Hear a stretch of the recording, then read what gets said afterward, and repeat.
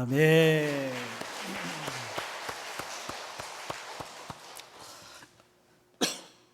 감사합니다. 오늘 말씀은 까닭 없이 하나님 섬기기입니다. 여러분, 하나님을 섬기는데 어떤 조건이 필요한가요? 여러분, 부모님 섬기는 데는 어떻습니까? 무슨 이유가 필요한 것인가요? 어느 모친이 큰 다이아 반지를 끼고 있었는데 며느리에게 얘기했답니다. 며느라, 내가 죽거들랑 이 큰 다이아 반지 너한테 주마. 그랬더니 그날부터 며느리가 어머니를 대하는 태도가 달라지더래요. 잘 이렇게 섬기더라는 거죠. 모르겠어요. 어쩌면 그 며느리 마음속에 우리 어머니가 언제 돌아가시나 하고 생각했을지도 모르죠. 이 어머니가 딸에게도 말했답니다. 딸아, 내가 죽거들랑 이 다이아 반지 내가 너한테 주마. 참 이 어머니가 지혜로워요. 어쨌든 이 딸도 훨씬 더 어머니를 열심히 더 잘 섬기고 봉양하더라고 하는 거죠. 돌아가신 뒤에 그 다이아 반지를 확인해 봤더니 가짜였다. 여러분 어떻습니까? 어떤 이유와 조건을 가지고 부모님을 섬기는 것이 참 효도인가요? 아니면 그냥 이유 없이 까닭 없이 섬기는 것이 참 효도인가요? 하나님을 섬기는데 우리가 이유를 갖고 하는 게 맞을까요? 아니면 이유 없이 까닭 없이 하나님을 섬기는 게 맞을까요? 하나님이 기대하시는 섬김이란 까닭 없이다라고 하는 거죠. 어떤 이유, 조건, 목적을 가지고 하나님을 섬기는 것이 아니라 그냥 하나님, 나의 창조주시고 나를 구원하신 하나님, 그 하나님을 내가 순수한 마음으로 섬기는 거거든요. 오늘 본문은 욥의 이야기입니다. 우리가 잘 아는 욥이 알 수 없는 고난 가운데서 고통을 당했잖아요. 그런데 그 고난의 이유가 뭐냐라고 묻는다면 욥이 까닭 없이 하나님을 경외하는 사람이다, 이걸 드러내려고 하다 보니까 욥이 고난을 당하게 되었다고 하는 거죠.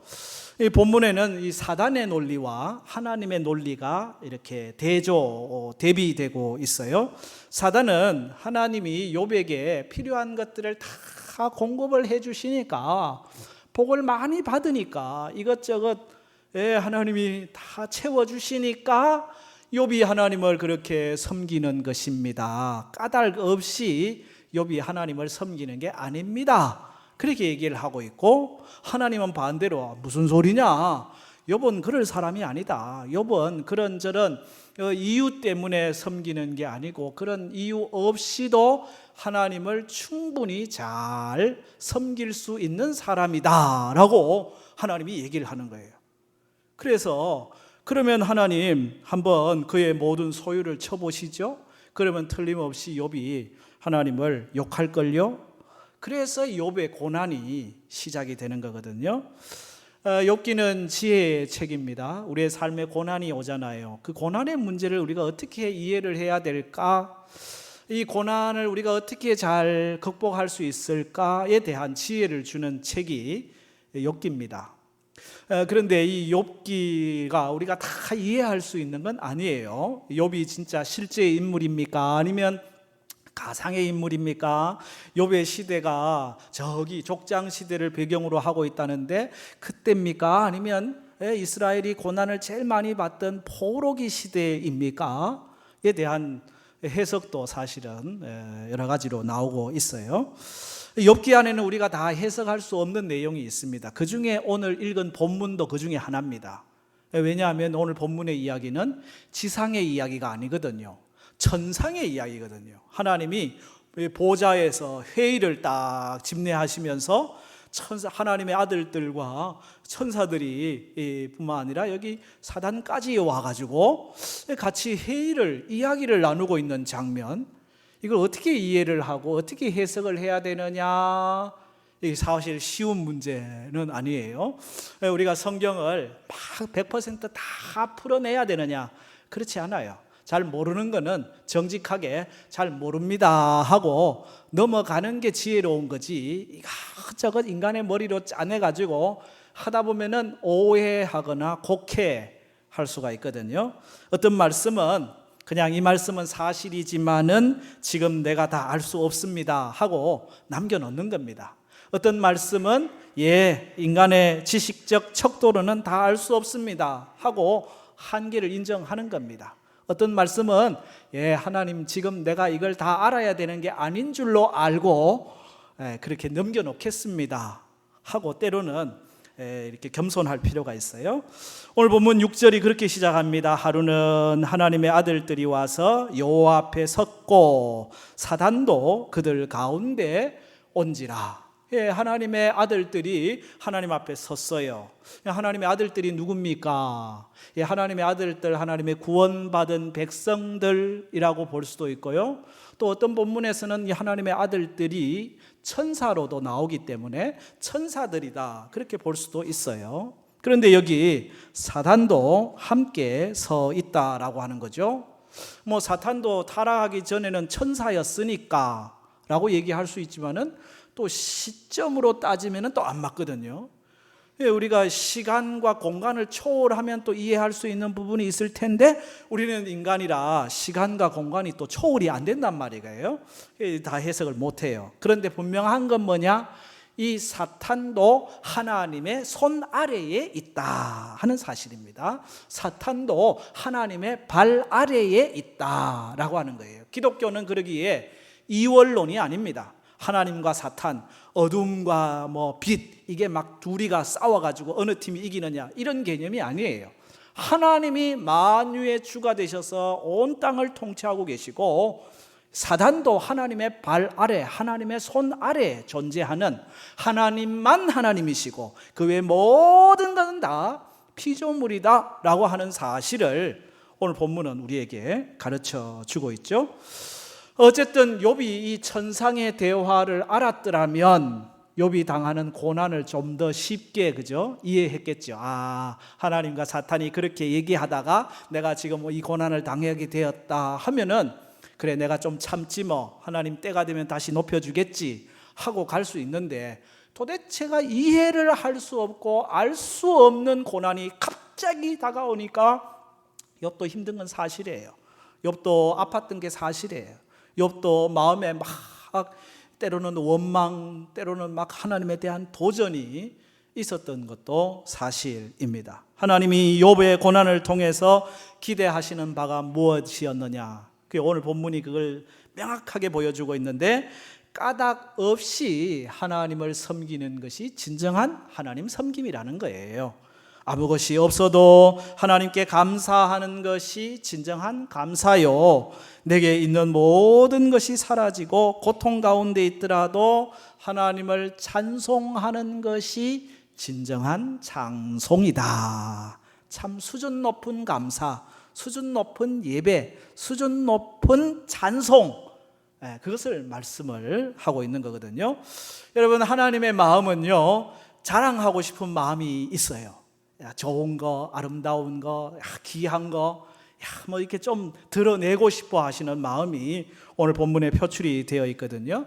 사실 천지를 창조하시고 난 다음에도 하나님이 보시기에 좋았더라라고 말씀하시는 이 말씀은 인간을 위해서 하나님이 모든 것을 예비하심에 대한 감격을 이야기함과 동시에 하나님이 만드신 창조물 보니까 너무 귀하고 아름답고 예뻐서 야 좋다 스스로 자랑하고 있는 그런 내용이라고도 볼 수 있어요. 하나님은 아름다운 것, 좋은 것, 멋진 것 자랑하고 싶은 마음이 있습니다. 그래서 오늘 여기 하나님이 모든 것을 주재하는 자리, 그때 사단이 눈에 보여요. 그래서 하나님이 묻습니다. 7절에 여호와께서 사단에게 이르시되 내가 어디서 왔느냐? 사탄이 여호와께 대답하여 이르되 땅을 두루 돌아 여기저기 다녀왔나이다.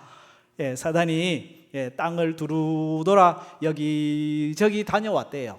사단이라는 존재는 가만히 있는 존재가 아니고요, 여기저기 돌아다닙니다. 여기저기 돌아다닙니다. 그러다가 뭐 할 것 같아요? 힘든 사람 일으켜주고 넘어지는 사람 붙잡아주고 약한 사람 강하게 해주고 그런 일을 할 것 같지는 않잖아요. 사단은 돌아다니면서 힘든 사람 더 힘들게 만들고요, 아픈 사람 더 이간질하고, 그죠? 베드로전서 5장에 이 사단의 모습을 이렇게 설명하죠. 근신하라, 깨어라, 너희 대적 마귀가 우는 사자같이 두루두루 여기저기 돌아다니는데 뭐 하러 다녀요? 삼킬 자를 찾아가지고 어떻게 하면 내 백성 내 손아귀에 집어넣어가지고 이 사단의 이 운행함 속에 넣을까, 그걸 찾아다니는 거예요. 어쨌든 이 세상을 이 사단이 돌아다녔다고 하니까 그 말 끝나자마자 하나님이 하시는 말씀이, 그러면 너 욥도 봤니? 욥 봤어? 하고 묻는 거예요. 욥 봤니? 욥 봤어? 왜 이 말씀을 할까요? 욥을 자랑하고 싶어서, 그죠? 욥 봤니? 욥 봤냐고. 욥. 제가 언제 청년부에서 이 설교를 했더니 하나님이 랩을 하시네. 욥. 하나님이 랩을 하시잖아요. 랩의 원조는 하나님이다. 이게 뭐 믿거나 말거나 어쨌든 하나님이 이 욥을 자랑한다. 얘들아 봤냐? 이 욥 봤어? 욥. 막 사단에게 지금 자랑을 늘어놓고 계신 거예요. 왜 이렇게 하나님이 욥을 자랑할까요? 하나님이 욥의 인물 때문에 자랑할까요? 그의 재산 때문에 자랑할까요? 그의 자식 많음 때문에 자랑할까요? 뭐 때문에 욥을 자랑하고 있을까요? 하나님이 욥을 자랑하는 이유는요, 그의 됨됨입니다. 그의 신앙입니다. 그의 인격과 성품이에요. 그걸 오늘 여기 8절에 소개하고 있는데 8절 말씀 같이 읽겠습니다. 여호와께서 사단에게 이르시되 내가 내 종 욥을 주의하여 보았느냐? 그와 같이 온전하고 정직하여 하나님을 경외하며 악에서 떠난 자는 세상에 없느니라. 세상에 없다. 욥 같은 사람이 있냐? 욥은 온전하고, 욥은 정직하고, 욥은 하나님 경외하고, 욥은 악에서 떠난 사람이야. 이런 욥을 봤어? 욥 봤어? 하고 지금 욥을 자랑하고 있죠. 욥을 그러고 보니까요, 4가지가 있어요. 오늘 읽은 말씀 그 위로 올라가면은 1장 1절이 욥기를 시작하는 시작이잖아요. 뭐라고 돼 있어요? 우스 땅에 욥이라 불리는 사람이 있는데 그 사람은 첫째 온전하고, 둘째 정직하여, 셋째 하나님을 경외하며, 넷째 악에서 떠난 자다. 1절의 말씀이나 8절의 말씀이나 욥을 소개하는 것은 똑같이 이 4가지입니다. 욥은 4가지가 있는 사람입니다. 4가지가 없는 사람이 있죠. 흔히 싸가지가 없다 이런 말을 쓰는데, 싸가지가 없다는 원뜻은 국어사전에는 그렇게 되어 있어요. 싹이라는 말에다가 아지가 붙은 겁니다. 아지란 동물의 새끼나 작은 것을 가르치는 합성어거든요. 송아지, 강아지, 아지가 붙으면 작아져요. 근데 싹에다가 아지가 붙어가지고 싹아지가 되면 아주 작은 싹, 막 올라오는 싹수. 싹수가 없는 사람을 싹아지가 없다, 이게 앞으로 될 가능성이 없다, 이런 얘기를 하는 거예요. 이게 국어 사전적인 설명입니다. 그런데 또 어떤 분들은 이 싹아지를 4가지로 그렇게 해석을 하기도 하더라고요. 우리나라는 전통적으로 유교 전통이 있는데, 유교에서 중요한 4가지를 얘기하면은 인이예지, 그죠? 우리 한양 도성의 4문이 인이예지, 이 4 이름을 따가지고 짓잖아요. 측은지심, 수호지심, 사양지심, 십이지심. 이 4가지 인이예지가 있어야 4가지가 있는 사람인데, 이 인이예지가 없는 사람은 4가지가 없다, 싸가지가 없다, 이제 그렇게 해석을 하기도 하더라고요. 그 2번째 해석을 따와가지고 오늘 여기다가 비추면 욥은 4가지가 있어요. 하나님이 귀하게 보는 4가지는 뭐냐? 온전함, 정직함, 하나님 경외함, 악에서 떠남. 이라고 하는 거예요. 이 온전함이라고 하는 거는 그 사람이 100% 완벽하다라고 하는 그런 모습을 이야기한다기보다는 그의 마음이 늘 진실하다는 거죠. 늘 신실하다는 거죠. 하나님이 보시든 안 보시든, 사람이 보든 안 보든, 사람이 알아주든 안 알아주든 그런 것과는 상관없이 늘 한결같은 마음, 신실한 마음, 그게 온전함이에요. 하나님은 그 온전함을 기뻐하셔요. 여러분의 모습은 어떤가요? 하나님 앞에서 늘 한결같은 신실함이 있으신가요? 마태복음 5장에서 예수님이 산상보훈에서 뭘 얘기합니까? 하나님께서 온전하심과 같이 너희도 온전하라. 이 말은 완벽해라, 100% 아무 흠도 없어라 라고 하는 말이라기보다는 하나님 앞에서 늘 신실함으로 변함없이 늘 진실하게 서라, 그런 말씀이죠. 이 하나님은 이 온전함을 기뻐하셔요. 그 온전함에서 밖으로 터져 나온 게 뭘까요? 그게 바로 정직입니다. 사람들 앞에서 바른 것입니다. 옳은 말을 하는 것입니다. 곁으로 가지 않는 것입니다. 개인의 욕심을 따라 살아가지 않는 것이지요. 정직함, 삶, 행동이죠. 욥은 온전함이 있었어요. 그 온전함이 정직함으로 나타났어요. 그 온전함과 정직함이 합쳐져서 하나님을 경외하는 거예요. 하나님을 두려워할 줄 아는 거예요. 그러면서 하나님을 존중하는 거죠. 그냥 하나님은 사랑의 하나님이니까 하고 그냥 어른 수염 막 잡아당기는 버릇없는 섬김이 아니고 경외입니다. 하나님을 두려워하면서 그 하나님 앞에 온전한 사랑과 존경을 드리는 경외, 그것이 욥의 신앙이었고 거기에서 나오는 것이 악에서 떠나는 삶이에요. 악에서 떠난 삶은 다른 말로 하면은 거룩함이죠. 구별된 것이죠. 전혀 죄를 안 지었다라고 말하기는 어렵겠지만 하나님 앞에서 더 악에서 떠나 하나님께로 더 가까이 가려고 하는 그런 모습이라고 할 수가 있습니다. 하나님이 자랑하는 4가지입니다. 여러분 이 점에 늘 유의해야 됩니다. 하나님 뭘 자랑하시느냐, 하나님 뭘 이렇게 막 칭찬하시느냐, 우리의 업적도 중요하겠지만 그것보다는 존재, 됨됨이라는 사실이죠. 신앙의 성품, 그걸 중요하다는 거예요. 온전함과 정직함과 하나님을 경외함과 악에서 떠난 삶, 그걸 하나님은 기뻐하시고 욥을 막 자랑하고 싶어 하시는 거죠. 내 종, 하나님이 욥을 지칭하는 표현입니다. 구약에서 내 종이라고 하는 표현은요, 대단히 높이 칭찬하는 표현이에요. 이 사람은 내 뜻을 따라서 내 말에 순종하며 내 일을 하는 사람, 바로 내 종, 여호와의 종이다. 얼마나 칭찬인지 몰라요. 욥을 두고 내 종을 주의하여 보았느냐? 욥은 온전하고 정직하고 하나님을 경외하고 악에서 떠난 사람이다. 자랑하고 있어요. 여러분 이 말씀을 통해서 우리에게 뭘 깨닫게 해주시나요? 하나님 자랑하고 싶어 하시네? 나는 하나님의 자랑거리가 될까? 라는 질문이죠. 하나님이 나를 보시고 정말 내가 너 자랑하고 싶다 할 만큼 자랑할 만한 아들, 자랑할 만한 딸인가? 라고 하는 질문을 하게 됩니다. 하나님은요 자랑하고 싶어 하신다니까요. 여러분도 자랑하고 싶으시죠? 여러분 아들, 여러분 딸, 여러분 손자들 막 자랑하고 싶잖아요.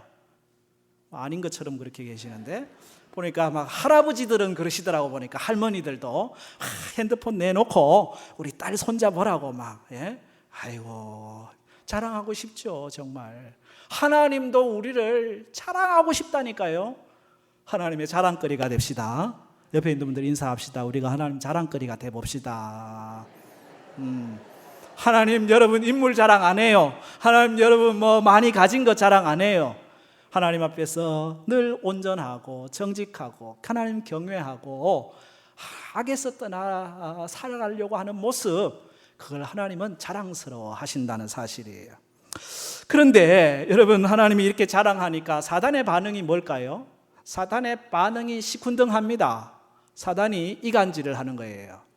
까닭 없이 했겠습니까? 하고 물음표를 3개씩이나 던지고 있는 모습이죠. 하나님이 칭찬하고 자랑하면 옆에서 할렐루야, 맞아요 하나님, 그러네요, 욥이 참 멋있네요. 아마 하나님의 아들들 천사들은 그랬을 겁니다. 그렇죠? 여러분 어떻습니까? 여러분이 누군가를 칭찬하고 자랑할 때 옆에서 아이고 맞아요, 그래요, 맞아요 하고 격려하고 동의해 주는 게 좋습니까? 뭐 그렇긴 뭘 그래요 이러는 게 낫겠습니까? 아버지가 아들에게 야야 그렇지 그러면 아버지가 아이고 아버지 모르는 소리 하지 마세요 이렇게 말하는 게 좋겠습니까? 아버지 말씀이 일리가 있네요 하고 고개를 끄덕여 주는 게 좋겠습니까? 옆에 성도님이 아이고 우리 집사님, 우리 장모님 참 훌륭해, 참 좋아 그래 말하면은 아이고 그래 나도 그렇게 생각해, 정말 고맙지 그래 말하면 좋은데 꼭 두 사람은 베베 라면 꼬듯이 꼬가지고 꽈배기 꼬듯이 꼬가지고 아이고 뭐 그 뭐 좀 있으니까 그런 거지 뭐 다 자기 나타내려고 그러는 거지 뭐 하고 그렇게 말할 필요가 뭐 있어요. 고래 말하는 거는 대단히 사탄적이다. 왜? 사단이 고르고 있거든요. 하나님 막 욥 봤어? 욥 막 이랬더니 아이고 하나님 그런 소리 하지 마세요. 9절 말씀에 뭐라고 얘기합니까? 제가 읽을게요. 사단이 여호와께 대답하여 이르되 욥이 어찌 까닭 없이 하나님을 경외하리이까? 욥이 하나님 경외하는 데는요, 하나님 잘 모르시는가 본데 이유가 있어요. 다 자기 나름대로 속 생각이 따로 있다니까요. 그냥 까닭 없이 하나님 그렇게 순전한 마음으로 하나님을 사랑하고 섬기는 게 아니라니까요. 하나님 뭔가 대단히 착각하고 계신 것 같은데, 욥을 너무 높이 보고 계시는 것 같은데, 하나님 그거 아니에요. 지금 욥이 사단이 이간질을 하는 거죠. 그러면서 여기 그 다음 하나님 마음을 뒤집어 놓습니다. 10절 말씀에 주께서 그와 그의 집과 그의 모든 소유물을 울타리로 두르심 때문이 아니니까 주께서 그의 손으로 하는 바를 복되게 하사 그의 소유물이 땅에 넘치게 하셨음이니이다. 욥이 하나님을 경외하는 이유가 다른 데 있지 않고 하나님이 욥을 울타리 쳐듯이 쳐주시고 보호하시고 복되게 하시고 소유물이 넘치게 하시니까 아예 그렇게 복을 받고 하나님 안 섬기는 사람이 어디 있겠습니까? 그렇게 하나님이 은혜를 주는데 하나님 안 섬기는 사람이 어디 있겠습니까? 욥의 믿음과 순종과 올바름이 본질적인 순수한 마음에서 온 게 아니고 상황 때문이라는 거예요. 하나님이 복을 주고 하나님이 많은 것을 지키게 하시고 채워주시니까 라고 하는 거예요. 그러니 하나님 한번 상황을 바꿔보세요. 그러면 좀 달라질걸요.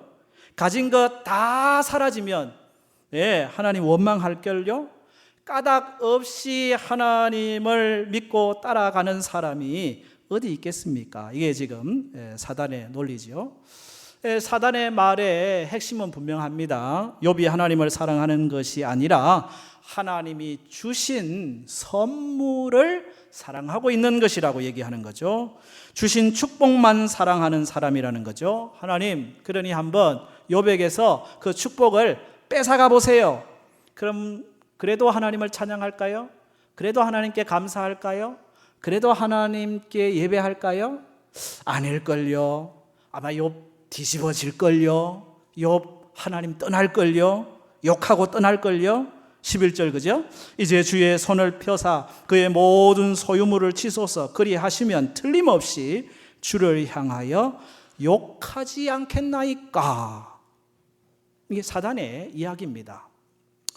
여러분, 이 사단의 말이 전혀 근거 없는 말은 아닌 것 같기도 합니다. 왜냐하면 이런 경우가 있거든요.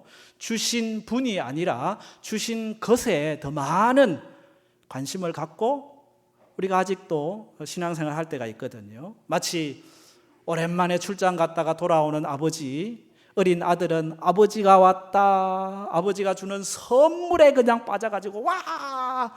아버지는 오랜만에 본 아들, 볼도 만지고 막 이러고 싶은데 이거 자기는 선물에 빠져가지고 아빠 뽀뽀해야지. 뽀뽀해주는 이유는 선물 사왔으니까. 이건 주신 것에 대한 관심이 더 많아요.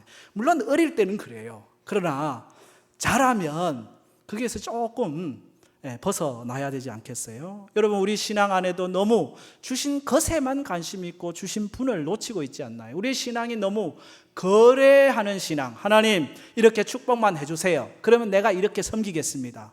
하나님과 거래하려고 하고 있지는 않으신가요?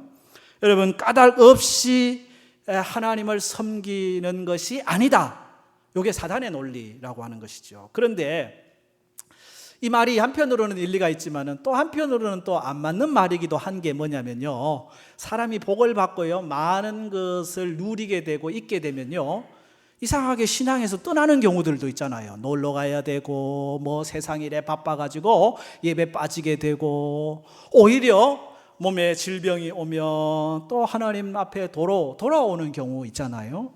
환난이 오고 사업에 어려움이 오면 하나님 앞에 도로 엎드리고 기도하는 경우 있잖아요. 그러니까 사실은 이 사단의 논리가 100% 맞는 논리는 아니에요. 한편으로는 맞고 한편은 틀려요. 하여튼 사단은 어떻게 하든지 말 꼬리 잡아가지고 이간질을 하는 게 목적이에요. 그죠? 그래가지고 하나님이 칭찬하니까 그거 까닭 없이 그러는 거 아닙니다 하고 이야기하고 있습니다. 그런데 하나님의 생각은 뭘까요? 하나님은 확신이 있어요.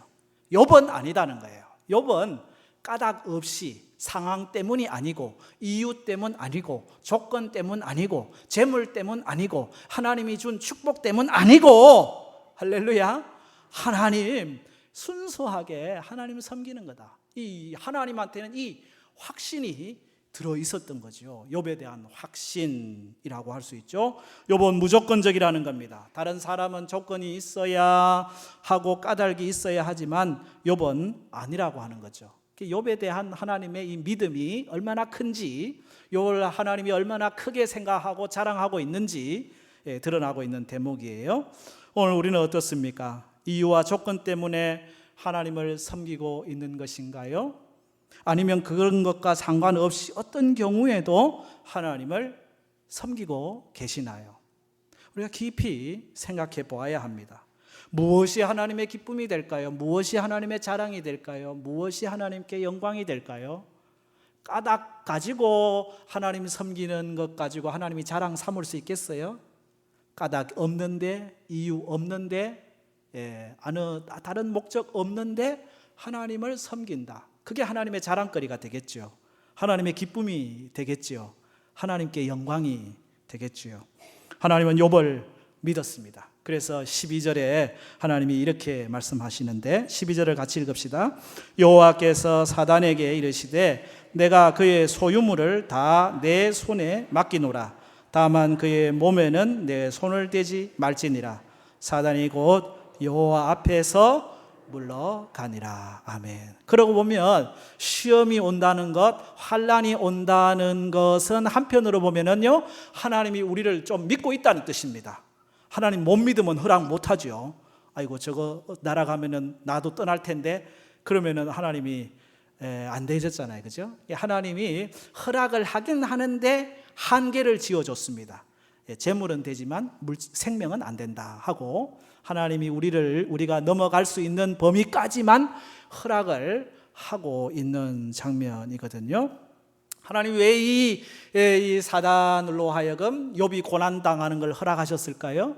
그걸 통해서 하나님 욥의 순수한 믿음을 돋보이게 하고 싶었습니다. 욥의 믿음이 상황이나 어떤 물질에 근거한 믿음이 아니고 까닭 없이 그냥 순수한 마음으로 하나님을 섬기는 믿음이라고 하는 것을 만천하에 드러내보고 싶어서 이 사단에게 욥을 고난 가운데 두도록 허락해 주셨다는 것입니다. 여러분, 우리의 신앙이 언제 더 선명하게 드러나요? 평소에는 잘 몰라요. 그런데 고난을 겪고 시련을 겪으면요, 믿음이 아주 적나라하게 드러납니다. 그 믿음이 상황에 근거한 믿음인지 순수한 하나님의 사랑에 근거한 믿음인지 고난과 역경의 현장에서 드러나거든요. 하나님은 때로 우리의 믿음이 어떤 믿음인지를 확 드러내가지고 보여주고 싶어 하시거든요. 그것이 하나님의 마음이라고 하는 것입니다. 까닭 없는 믿음, 신앙, 그걸 하나님이 보여주고 싶은 거죠. 우리가 언제 사탄을 이깁니까? 바로 이 고난 가운데서도 진실한 믿음을 잃어버리지 않을 때 사단의 코가 납작하게 되는 거예요. 그래서 하나님이 고난을 허락해 주시는 거예요. 고난을 통해서 욥이 얼마나 순수하고 멋진 믿음을 갖고 있는지 드러내 보이고, 사단으로 하여금 야, 까닭 있어야, 이유 있어야, 목적 있어야 하나님 섬기는 게 아니야, 그거 틀렸어 하고 완벽하게 사단을 제압하는 그런 의미도 포함되어 있는 것이죠. 여러분, 우리가 삶에 때로 성도들의 삶에 종종 고난이 있는 이유가 여기에 있습니다. 고난 중에 하나님이 영광 받으시기를 원하기 때문입니다. 조건 때문에 하나님 섬김이 아님을 드러내고 싶으신 것입니다. 사단의 코를 납작하게 하고 싶은 겁니다. 역시 욥이다, 이걸 하나님은 보여주고 싶었던 거죠. 역시 경천교회 그 아무개 집사다, 아무개 권사 집장로다 하고 하나님이 보여주시기 위하여 사용하시는 방법이에요. 여러분, 결국 어떻게 될까요? 하나님의 확신대로 욥은 자기의 믿음을 그 고난 가운데서도 그대로 보여주었습니다. 1장 말미에 가면 20절에 그렇게 돼 있죠. 욥이 일어나 겉옷을 찢고 머리털을 밀고 땅에 엎드려 예배하며 이르되 내가 모태에서 알몸으로 나와 싸운즉 또한 알몸이 그리로 돌아가올지라. 그 다음 같이 읽을까요? 주신 이도 여호와시요 거두신 이도 여호와시오니 여호와의 이름이 찬송을 받을지니이다 하고 이 모든 일에 욥이 범죄하지 아니하고 하나님을 향하여 원망하지 아니하니라. 아멘. 여러분, 이 말씀을 보면서 오늘 우리의 삶을 돌아보게 됩니다. 주신 것을 인해서도 감사하고 사라지면 원망하기도 하는 우리의 연약한 모습이잖아요. 그런데 하나님은 그것과 상관없이 까닭 없이 하나님을 섬기는 것, 그럼에도 불구하고 하나님을 섬기는 것, 아무것 없어도 하나님 섬기는 것, 그것을 우리에게 기대하시는 거죠. 왜요? 하나님 그런 믿음을 자랑하고 싶거든요. 하나님은 그런 믿음을 사단에게 보여주고 코를 납작하게 하고 싶거든요. 여러분, 우리의 신앙이, 감사와 찬송이 까닭 없이 되면 하나님의 자랑거리가 되는 거예요. 하나님은 조금 더 높은 수준, 이런 신앙으로 우리를 기대하고 있습니다. 사실 쉽지는 않아요. 하나님이 기대하시는 신앙이, 하나님이 자랑하는 신앙이 이런 신앙이라는 거예요. 이런 감사, 이런 찬송이라는 거예요.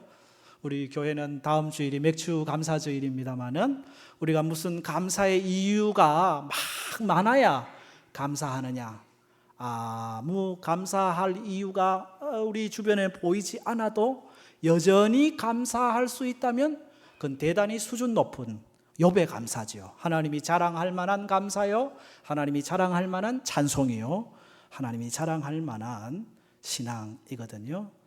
우리가 자주 즐겨 부르는 그 복음성가 중에 날 구원하신 주 감사라고 하는 복음성가가 있죠. 이건 스웨덴 구세군 출신 어거스트 스톰이 작사 작곡했는데요. 그는 원래 척추가 손상이 돼가지고 제대로 몸을 가누지 못하는 분입니다. 장애인이었지만은 그는 기쁨만 하나님께 감사한 게 아니라 슬픔도 감사했어요. 날 구원하신 주 감사, 모든 것 주심 감사, 지난 추억 인해 감사, 주 내 곁에 계시네. 향기로운 봄철에도 감사하지만 외로운 가을날에도 감사하고 사라진 눈물도 감사하고 나의 영혼 평안해. 2절에 가면 응답하신 기도 감사한데 거절하신 것 감사하셨나요? 거절하신 것도 감사. 해처럼 높으심 감사, 모든 것 채우시네. 아픔도 기쁨도 감사, 절망 중 위로 감사, 측량 못할 은혜 감사, 크신 사랑 감사해. 3절은 같이 부를까요? 길가에 장미꽃 감사, 장미꽃 가시 감사, 따스한 가정 희망 주신 것 감사, 기쁨 기쁨도 슬픔도 감사, 하늘 평안을 감사, 내일의 희망을 감사, 영원토록 감사해. 까닭 없이 하나님 섬김으로 하나님의 자랑이 됩시다. 아멘. 기도하겠습니다.